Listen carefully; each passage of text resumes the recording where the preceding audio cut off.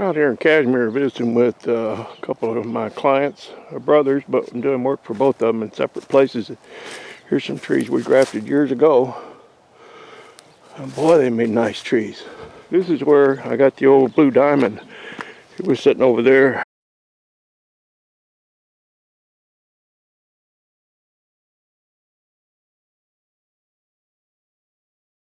For about 10 years that I knew of it.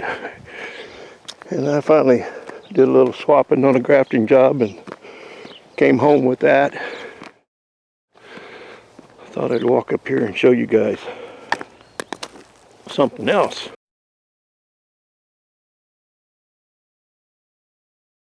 In the last episode, we heard old Waylon say,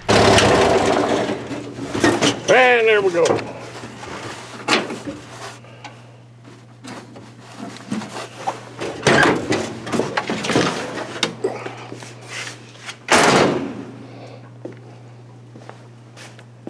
Man, that thing's a blast. Every time I drive it, I fall in love all over again. Okay.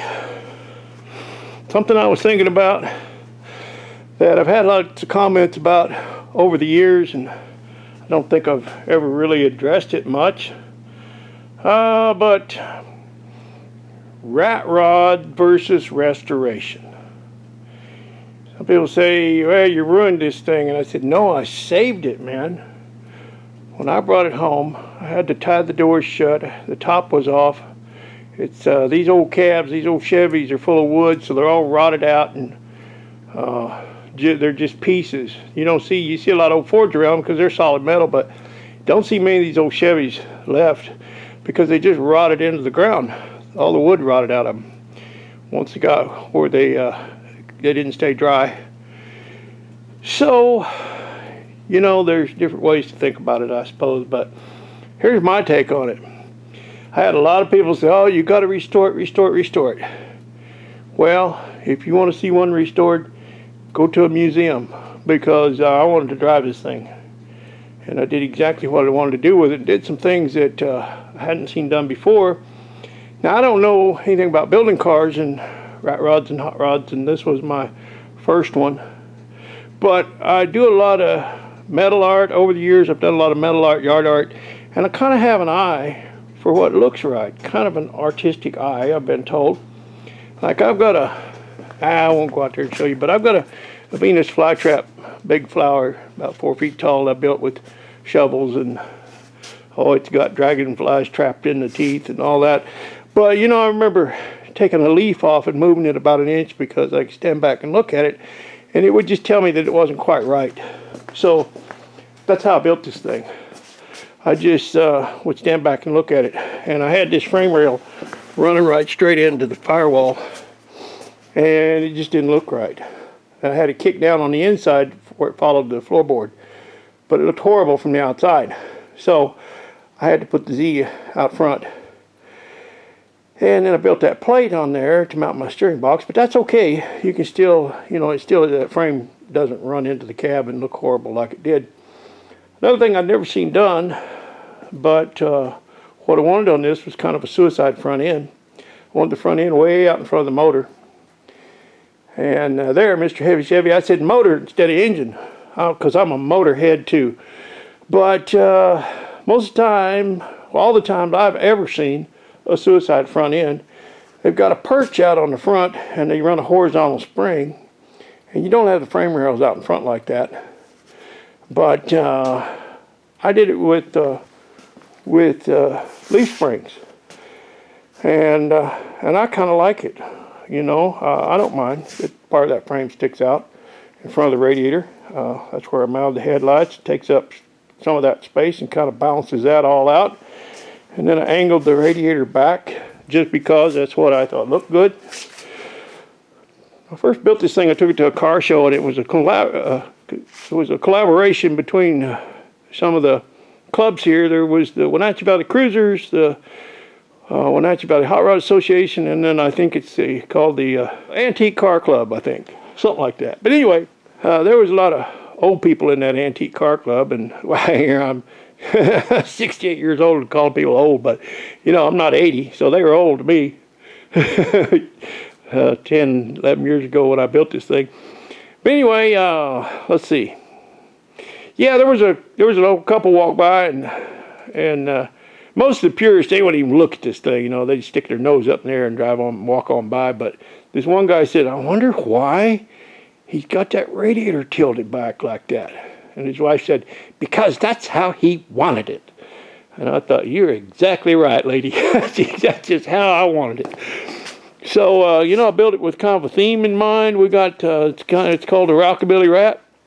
We got the old 40s, 50s microphone here. You got your drive-in speakers for hair breathers. You got your Fender bass guitar neck for the shifter. There's a shifter boot in there too. I don't know if you can see it or not. One of my old boots. And then back here we got the Rockabilly Rat with my my picture on it there, shifting that old Fender stick. So you know, it's just what I wanted. But the thing is about rat rod or hot rod versus restoration. You know, I've already had people on to me about that old 38 GMC down there on the driveway, that 2-ton truck. "Oh, you got to restore that, restore that, restore that." Well, why would you do that, man? You can spend $30,000 restoring that and have a $9,000 truck when you're done on a good day, probably 7 to 9, that goes 35 miles an hour. You know, no, I'm not going to do that. This would have been the same thing. You know, I could have spent somewhere between 20 and 30 probably restoring this thing all back to original. That wood kit for that cab, I think, runs almost $4,000, and I'm not finished carpenter enough to build it. Now, plus I don't want it. I don't want anything to do with it. I like to beat metal into submission. I don't work with wood too well. I only do what I have to. If I'm putting up a barn board or something. But anyway, yeah, well, if I restored this thing, I just spent all that money, had a $7,000 truck when I'm done that goes 35, 40 miles an hour. It would have just been a parade car. You know, mechanical brakes? No, not where I live. I'm at 2,370 feet. And, 2,350 maybe. I don't remember exactly. I just checked it a little earlier because I wanted to know the grade from down there where I turn off into the canyon to come up here. It's 580 feet grade, 580 feet climb and elevation in just over a mile, 1.1 miles. And that calculates out to be, it's almost 11% grade. It's 10.98 something. So you got 11% grade in 1.1 mile. No, I don't want to go off of here with mechanical brakes, so I put juice brakes on it, and got this really nice 54 Chevy pickup front end. The guy just rebuilt this thing and had all new grease zerks, had new shoes and hoses and the whole deal. And I think he wanted to put independent front suspension on his pickup so he could get it out on the freeway. And he sold me that lowered axle, it's a drop axle. Sold me all that for $250. So, you know, I got a nice front end under it. But anyway, that's kind of where I'm at with the rat rod versus the restoration thing. You know, I can get this thing out, and with that transmission, that T5 in there, I can get it out and run 60 miles an hour or so. And man, I've had fun with this thing. One time I took it to Waterville and then out to a car show and out to Cashmere to another one and then someplace else. I think I did about 150 miles that day by the time I got home. And Yeah, it's just fun, you know. So that's all I got to say about that. Build what you want to. If you want to restore it and sit there and look at it instead of driving it, well, go ahead, you know, but that's not what I wanted to do. Okay, I've rambled on about enough. So I'll just say this. Man, I sure do appreciate you.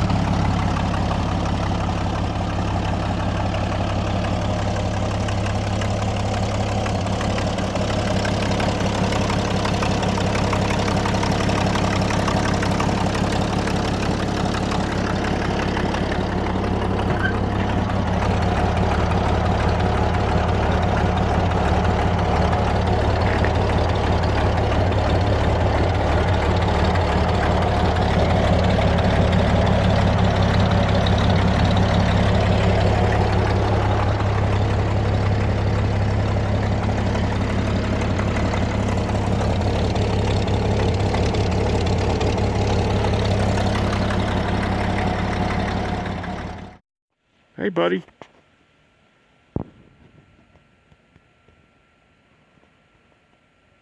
No, you looking at your friend over there?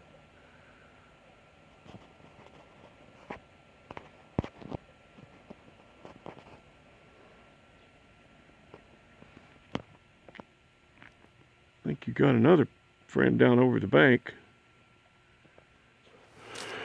Now, I filmed this truck before, but it was years ago. And there's a lot of new subscribers since then.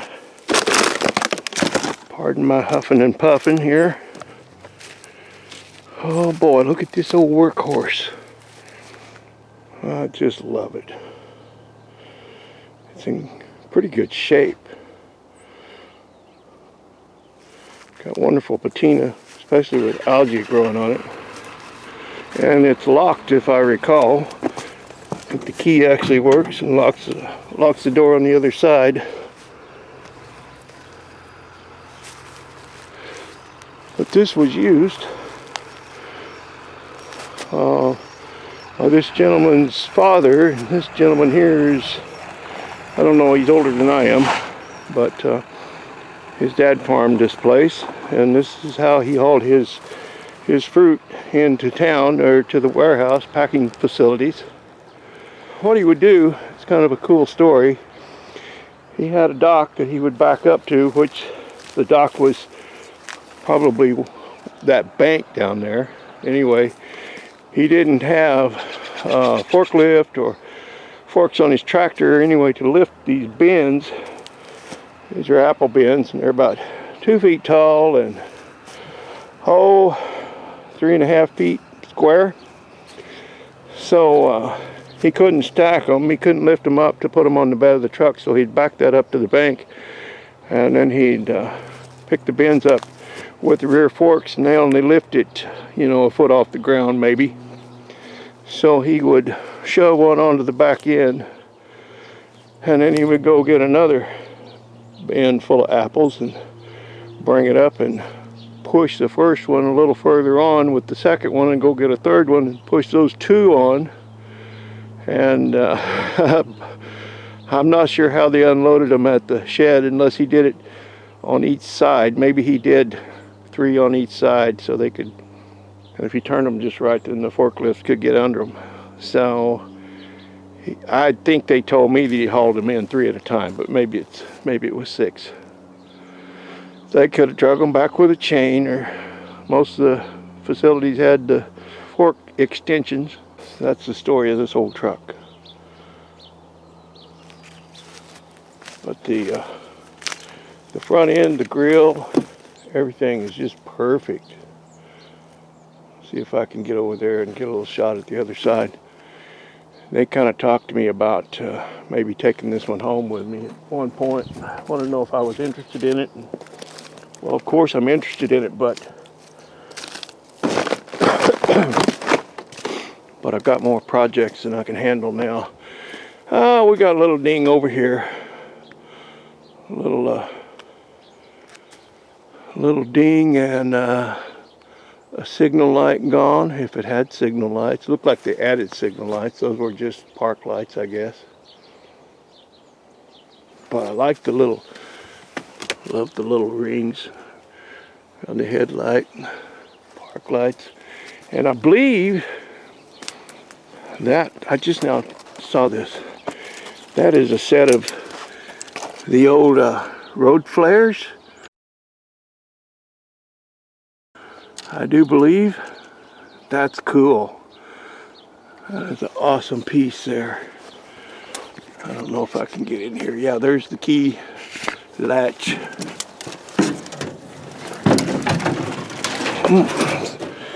Seat's gone. Got some awesome tools. Look at those lug wrenches. Tire irons. A crank.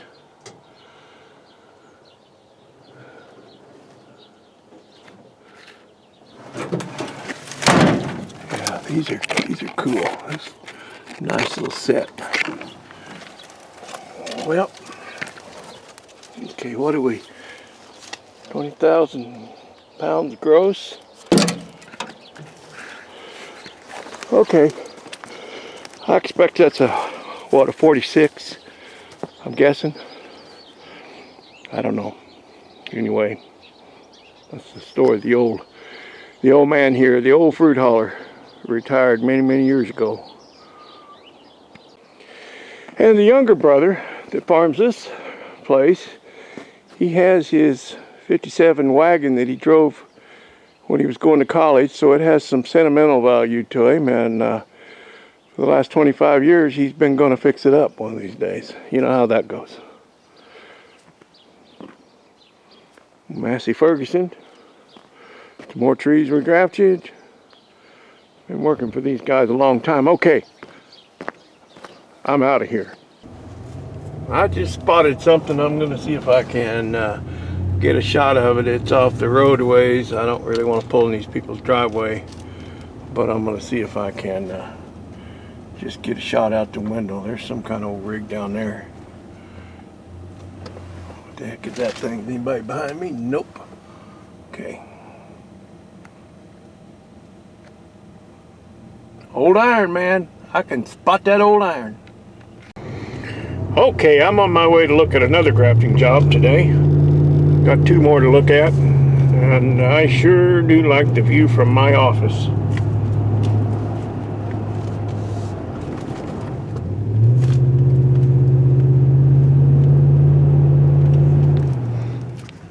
There's a couple old farm hands down there.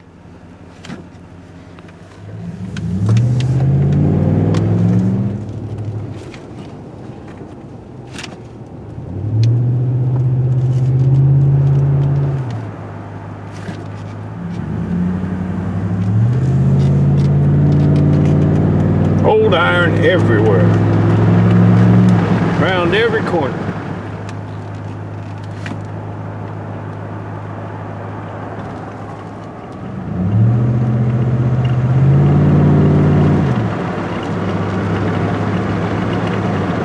Well, I'm out checking on another job and I spotted something.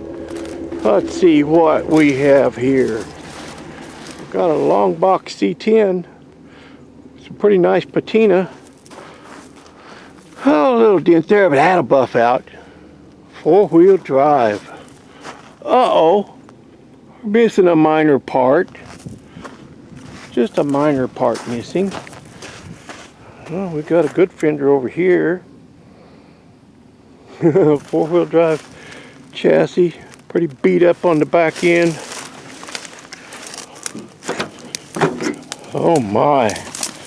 I would say something is living in here. I've got the shifter for the 4-wheel drive, looks like. The two. Yeah. Yeah.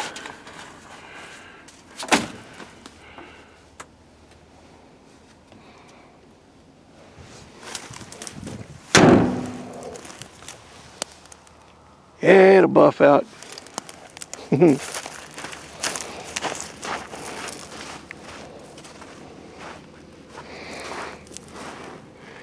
Well, Just not much to say about this, I guess. I need to work on the door latch a little bit. At least the passenger side, I know. I'll pull it forward.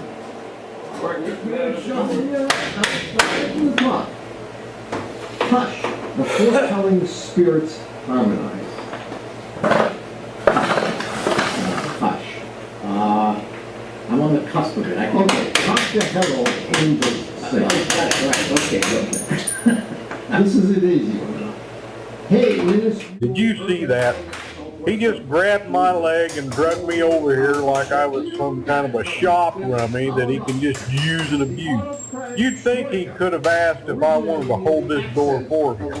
He treats that dang lift like a prince, putting all those fancy stickers all over it and bragging about it all the time. Heck, I've been in this shop forever, and look at how he treats me. Just look at that cut on my head up there.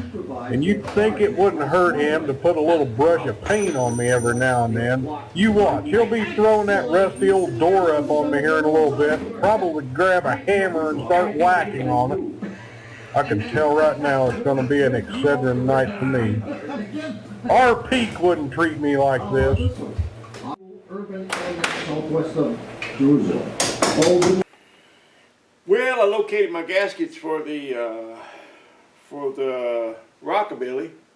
I'm gonna get that in here and swap them out this weekend probably. I've got a set of rings for it too, and I think I know where they're at.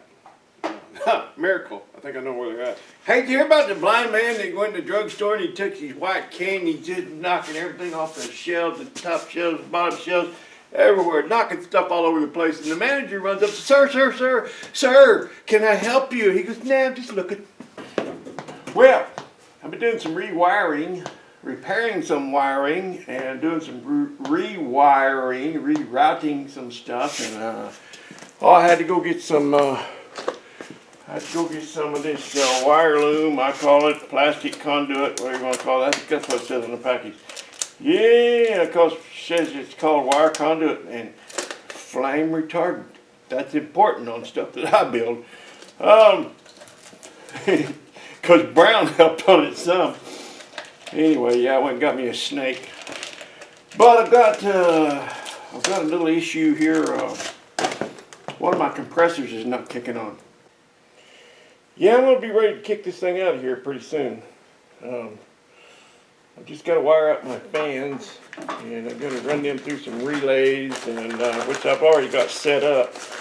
Just a matter of running the wires. But did I mention how I hate wiring? Oh, I'd just rather take a beating than do wiring. I don't like wiring at all.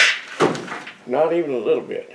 But it's a necessary evil. In my book, it's evil. I just find it tedious and I don't like it. But my hat's off to old Mr. Heavy Chevy. That guy, he wired that Ford truck. Man, what a pile of spaghetti he was dealing with, you know. But he soldiered through it, you know. And he's got a lot of patience, I guess. I don't understand that wiring for those computers and stuff, and I think you know, we kind of have contempt for things we don't understand. That's me and computers. Well, I get okay on the other kind of computers, but car computers, once they get a computer in them, I don't even want to know. I mean, I could learn it, probably, but I don't want to. I don't care anything about it. I'd rather just set my points with an old matchbook cover, call it good, you know.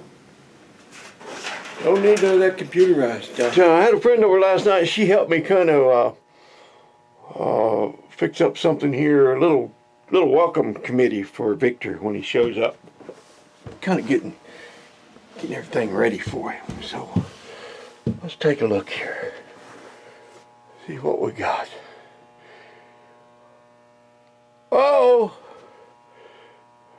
Victor's got somebody sitting on his bed. Oh, he'll feel welcome when he gets here now. Who the heck is Mr. Heavy Chevy? Yeah, I just couldn't bring myself to play dress up and put this outfit on Bernice by myself, so I had this gal help me last night. And you know, Mrs. Heavy Chevy contacted me and said, "What size is Bernice?" And I said, "Do you know how creepy that would be if I actually knew? If I actually knew the answer to that?" So I had no idea, but she took a guess, and well, I tell you what, Mrs. Heavy Chevy, you nailed it. This little outfit fits her just ever so. She seems to be really happy with it, but most of all, Victor's going to be happy when he shows up and finds his little welcome committee here. Oh, and that's not all either. Old Bernice, she's got, I might have to take her to the doctor. She's got a little something going on, a little psoriasis or something going on there on the back of her leg. But here's the main thing. She does have her britches on, so that's a good deal. Yeah, Mrs. Heavy Chevy, you nailed it. That's just the right size for her. Fits her real well. I think I'll just leave her like that till Victor gets here. Yeah, that'll work. I had an issue with one of my compressors running part of the time and not running part of the time. So upon further investigation, this is what I discovered.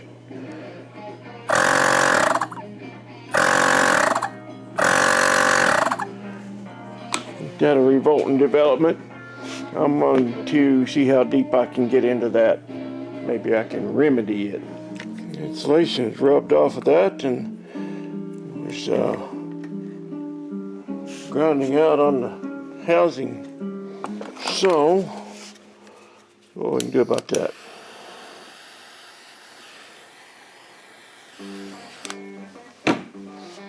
Put it back together and see if it will live to fight again another day.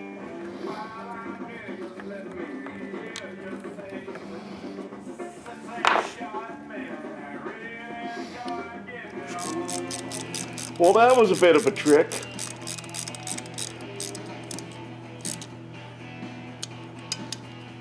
But I got some thread. I went into old Wayland's sewing kit, you know, because every once in a while a fella lose a button, you need a little sewing kit. So I went into my sewing kit and I got some thread and doubled it and tied it around those brushes, or the wire that connects to the brushes, and pulled those brushes out until I could get them down over the armature there, and then pulled the thread out. Okay. Let's see what we got. We got a ground. We got a good connection on our hot wire. And flip on the old jump box, and there we go.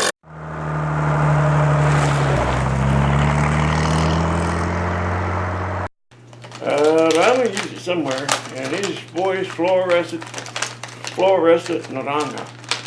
And I've got a pair of tennis shoes that matches it perfectly.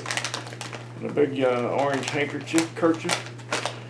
And I got a pair of skinny runners that match these, and I got a pair of bright blue ones, and